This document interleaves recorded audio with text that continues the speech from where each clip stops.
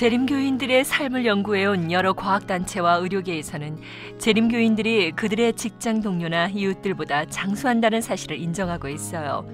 우리는 재림교인들의 식생활에 대한 구체적인 조사를 시작하면서 채식주의자가 견과류를 더 많이 섭취한다는 사실을 발견했죠. 1990년대 초에는 여러분 호두와 아몬드를 먹읍시다라는 운동도 있었어요. 재림교인들은 주로 과일과 채소, 통곡류를 섭취하는데 우리는 그들의 식습관을 연구하면서 많은 정보를 얻었어요.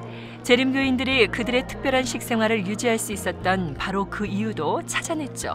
비밀은 바로 그들의 강한 공동체의식에 있었어요. 아직 98살밖에 되지 않았습니다. 교인들과 함께하는 시간은 항상 행복하죠. 만족해요. 만족하는 것이 중요한 것 같아요. 그들은 열심히 운동을 해요.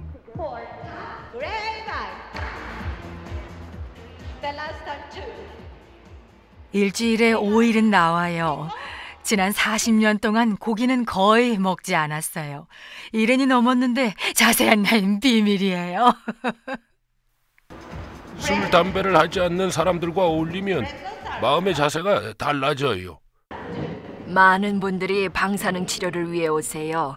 보통 이곳에 3개월 정도 머무시는데 머무는 동안 정기적으로 찾아오세요. 로마린다에 온 암 환자들은 한 달 혹은 그 이상 동안 이곳에 머물면서 방사능 치료를 받게 된다. 로마린다 대학에서는 암 종양만을 공격하는 혁신적인 양성자 가속 기술을 적용하고 있다. 그런데 이러한 놀라운 기술력을 가진 대학교 캠퍼스 안에 교회가 존재한다는 사실은 재림교의 문화가 지니는 역설 중 하나다. 19세기에 설립된 재림교회는 전통적이고 보수적인 종교다. 하나님께서 이 땅을 창조하셨다는 사실을 믿고 전통적인 시각에서 성서를 해석하며 예수 재림, 즉 예수의 다시 오심을 확신한다. 그런데 이처럼 보수적인 재림교회가 운영하는 대학의 의학과 전인 건강시설들은 최첨단을 걷고 있다. 로마린다의 입장은 특별합니다. 과학과 신앙을 접목할 수 있다고 보는 거죠. 신앙은 과학에 무관심하다는 일반적인 입장과는 다릅니다. 우리는 신앙이 과학을 보충하고 조정하며 강화시킬 수 있다고 믿습니다. 서로 사랑하고 보살피고 용서하며 도우라는 것, 이것이 바로 신약의 핵심입니다. 우리는 철저하게 성경을 해석하고 성경 중심의 생활을 합니다. 어떤 사람들은 보수적이라고 생각하겠지만 예전만큼은 아니죠.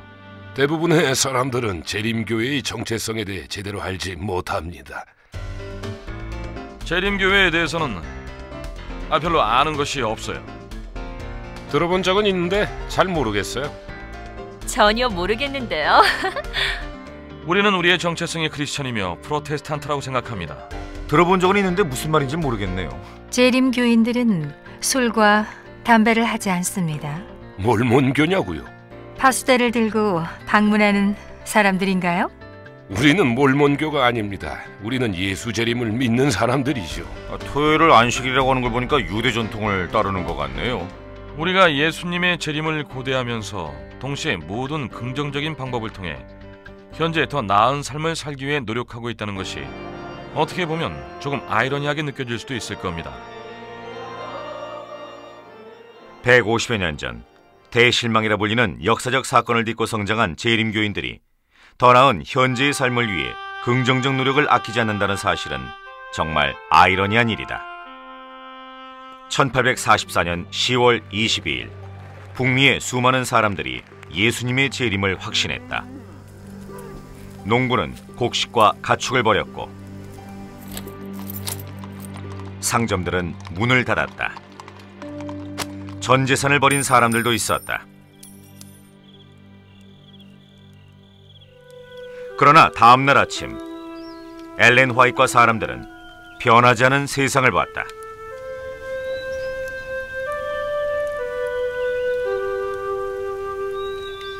할머니는 예수 재림을 전심으로 믿었습니다. 그날 할머니는 일기에 나는 집에 가서 밤새 울었다라고 쓰셨어요. 신자들의 실망은 엄청났습니다. 그들은 재림을 학수고대하고 있었으니까요. 예배소 밖에 모인 폭도들의 조롱소리가 그들을 더욱 고통스럽고 혼란스럽게 만들었습니다. 그 후 대실망이 어떤 의미인가를 깨닫고자 했던 엘렌 화이트는 평생에 걸쳐 2000번 이상의 계시를 받았다. 재림교인들은 그 계시가 하나님으로부터 직접적으로 전해진 것이라고 믿는다. 그녀가 받은 계시들은 새로운 교단 설립의 원동력이 됐다. 그녀가 받은 건강 계시는 광범위한 내용을 포함하는 것이었습니다.